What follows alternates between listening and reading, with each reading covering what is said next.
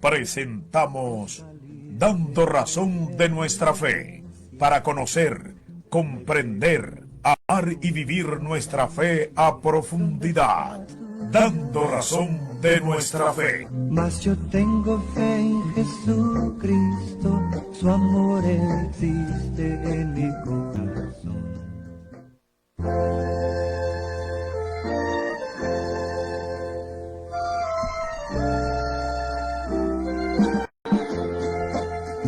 Buenos días, queridos hermanos que están en sintonía con nosotros. En este jueves nos habíamos ausentado unos días. Estaba la semana pasada participando de la Asamblea Plenaria de los Obispos, un encuentro que tenemos cada año para rendir informes. Esta vez presentamos Dando Razón de Nuestra Fe, para conocer, comprender, amar y vivir nuestra fe a profundidad. Dando Razón de Nuestra Fe. Mas yo tengo fe en Jesucristo, su amor existe en mi corazón.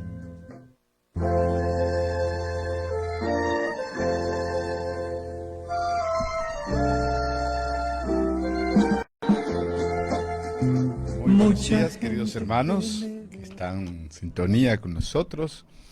En este jueves nos habíamos ausentado unos días. Estaba la semana pasada participando de la Asamblea Plenaria de los Obispos, un encuentro que tenemos cada año para rendir informes. Esta vez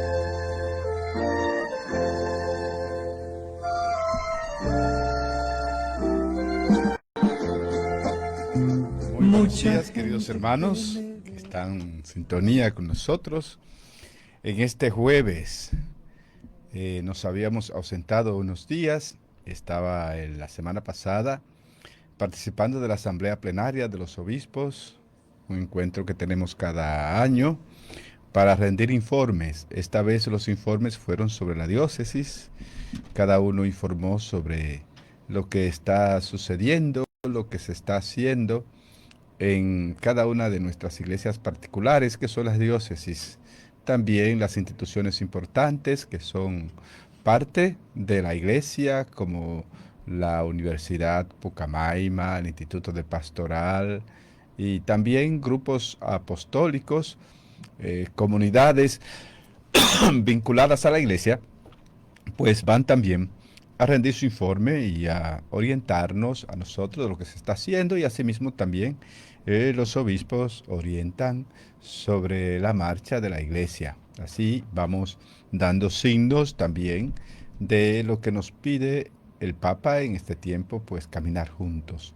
Y es de esa manera que se camina juntos, es consensuando, compartiendo, escuchándonos los unos a los otros, ayudándonos. El que va más adelantado, pues tiende la mano al que viene más lento, y así. Esa es la sinodalidad, así se hace iglesia. Bien, pues retomamos los temas que estábamos viendo, estábamos compartiendo esos textos, esa historia de la salvación que nos refleja también a nosotros. Y estábamos llegando al ciclo de los profetas.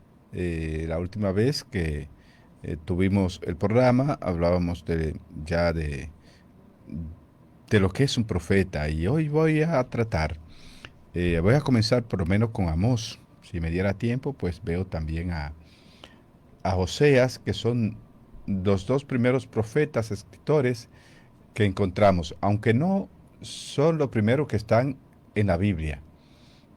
Eso sabemos que el criterio es otro. Aunque Amós es el primer profeta que se conoce, que escritor, porque sabemos que hay otros profetas que no fueron escritores, como Elías, Eliseo y otros que están pues para atrás, como Natán y otros tantos. Pero hablando de profetas escritores, Amós es el primero, y no es el primero que aparece en las Sagradas Escrituras, no es el primero. Entonces, por eso, porque él es un profeta menor, y se comienza, la mayoría de la Biblia comienzan con los profetas mayores. Y Amós es un profeta menor. Y lo de menor es por el libro que es pequeño. No quiere decir que sea un libro que no tenga un contenido importante, sino por el volumen del contenido del libro. Así se clasifican también los profetas. Bien, pues vamos a hablar de ese gran profeta Amós, que tiene muchas cosas importantes que comunicarnos a nosotros y que ilumina también la realidad que nosotros vivimos a nivel social, a nivel religioso. Pues vámonos con Amós. Ustedes se lo pueden también buscar en sus Biblias. Es un profeta muy mencionado por su mensaje. Amós, como decía, es el primero de los profetas escritores y lo hizo a finales del reino de Israel del norte. Ya sabemos que a la muerte de Salomón, el reino de Israel se dividió en dos, norte y sur. Eso ya sabemos, las razones, pues naturalmente que ya la infidelidad de Salomón, que se apartó de Dios, y así vino entonces la situación. Es decir, la infidelidad siempre será causa de división en el pueblo de Israel. Bien, pues estamos en el norte, pero Amós era del sur. Subió del sur al norte a profetizar durante el siglo XVIII. Así se presentó Amós, que era un campesino oriundo del sur, cuidaba ganado, producía higos, y es un campesino. Lo que imaginémonos una persona del campo que tiene su tierrita, produce frutos, pero también cría animales, y predicó a las puertas del santuario nacional de Siquem, cerca de la capital de Samaria. Ya vemos que a la muerte de Salomón, el reino se dividió en dos partes, norte y sur. En el sur se quedó el hijo de Salomón, que era Roboán, y al norte Jeroboán, que era un capitán que se rebeló en los tiempos de Salomón, y al caer Salomón, entonces él fue proclamado rey en el norte, y así se dividió entonces. La capital del norte era Samaria, la capital del sur era Jerusalén. El reinado de Jeroboán fue próspero económicamente. Algunos sectores pues tuvieron mucha prosperidad, pero siempre con inequidad. Los pobres siempre llevaban la peor parte. Los más poderosos se adueñaban de las tierras de los pobres. Las injusticias ya vienen desde lejos.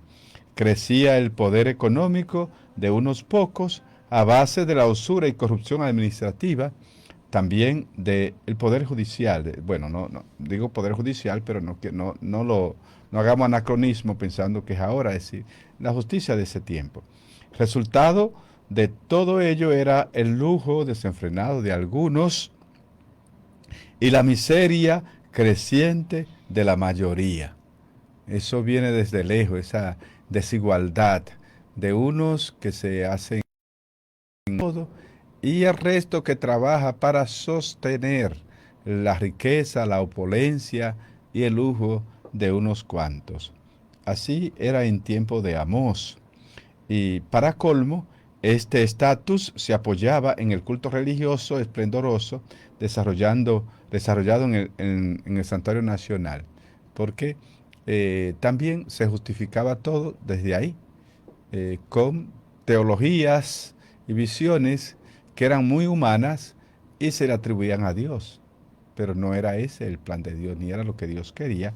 Por eso, cuando se dan estas situaciones, Dios no se queda mudo. Dios entonces interviene a través de sus instrumentos, como los profetas, para poner las cosas bien claras. Frente a tantos abusos social y religioso, Amós levanta con energía su voz. Él siente en su corazón una fuerte rebeldía contra las injusticias que ve y la manipulación justificadora que se realiza en el culto del santuario. decir, quieren apagar todas esas injusticias con humo de incienso y nada más. Y esto entonces no le agrada al Señor y envía a su profeta. El campesino Amós, puesto que no pertenece a ninguna familia de sacerdotal o profética, entonces deja bien claro que habla coaccionado por Dios mismo. Por eso cuando él va a presentarse, a hablarle a las autoridades religiosas y a las autoridades del poder de ese tiempo, lo deja bien claro, lo expresa en su libro con mucha firmeza. Dice, no soy profeta ni hijo de profeta. Es Yahvé quien me encargó hablar en nombre suyo. Al oír el rugido del león, ¿quién no teme? Así también, ¿quién se negará a profetizar cuando escucha lo que habla Yahvé? Así se presenta Amós. Esa frase que he leído la encontramos en el capítulo 3, versículo 8. Es decir, él había sentido la llamada de Dios justamente cuando iba arreando sus vacas en ese oficio también simple de un campesino. Era un campesino que iba a vender sus productos a la capital del norte, a Samaria. ¿Y qué llevaba él? Higos secos, queso, lo propio de su pertenencia, es decir, el higo y la leche, el queso, esas cosas que él producía. Como era un gran observador, conocía muy bien la costumbre y la religiosidad de la clase alta de Samaria, entonces él observa lo que pasa. Seguramente Amós entró en muchas casas, conocía, se paseaba por las pequeñas calles que había en ese tiempo y veía el movimiento económico que se daba en aquel lugar y observaba también con admiración en la puerta del templo cómo sus lujosos clientes presumían de ser piadosos. Es decir, esa persona que él le vendía y que él veía que eran injustos, que eran ostentosos, también iban al culto entonces a mostrar su piedad, esa incongruencia que a él le llamaba la atención. Era natural que él, campesino, honradamente creyente, se escandalizara y se enojara de toda aquella hipocresía. Es decir, el hombre que le vendía a esta gente, quizás regateaba con ellos y veía también cómo trataban a los demás. Entonces que él como religioso cuando iba al templo lo veía, entonces con toda esa actitud piadosa, ofreciendo incienso y todo eso. Entonces ahí se alimentó también esa predicación de Amós, que contemplaba toda esa hipocresía que se daba en aquel tiempo. Y en su enojo sintió que estaba presente Dios, que le obligaba a denunciar lo que veía. Entonces, ahí el punto de partida. Él no pudo soportar todo eso inspirado por Dios. Entonces, ofreció sus labios, su boca, para hablar en nombre de Dios. Dios lo inspiró para predicar. Fue el lujo insultante de los grandes, mirado a la luz de su fe ya vista, lo que provocó en Amós su vocación profética. La injusticia, el desenfreno. Él experimenta a Dios como león que ruge frente a las injusticias y a los lujos de los poderosos. Yo aborrezco el lujo insolente de Jacob y detesto sus palacios. Así dice Amós en nombre de Dios en su libro. Sintió que su propio enojo coincidía con el enojo de Dios. Aquella gente aparentemente tan religiosa había destrozado el proyecto de vivir como pueblo de Yahvé. Por eso rechaza con tanta fuerza los lujos insolentes de unos pocos a costa de la miseria de la gran mayoría. Dice él, tendidos en camas de marfil. Así describe él a los poderosos. Tendidos en cama de marfil beben vino en grandes copas y se perfuman con aceite exquisito, pero no se afligen por el desastre de mi pueblo. Así describe Amós la situación que se estaba dando en su tiempo. Estas son realidades que no se quedaron en el tiempo de Amós. Siguen en todas las épocas de la historia se han dado esas injusticias. Unos cuantos que viven súper bien y otros tantos que no tienen nada. Por eso la lectura del libro de Amós se actualiza en cada época de la historia. Por eso la palabra de Dios no pasa y siempre es luz, siempre ilumina. Nos ayuda a desencajarnos y a sacudirnos, a revisarnos también. Es como el espejo en el que todos tenemos que mirarnos. Vamos a hacer una primera pausa para continuar presentando este gran profeta.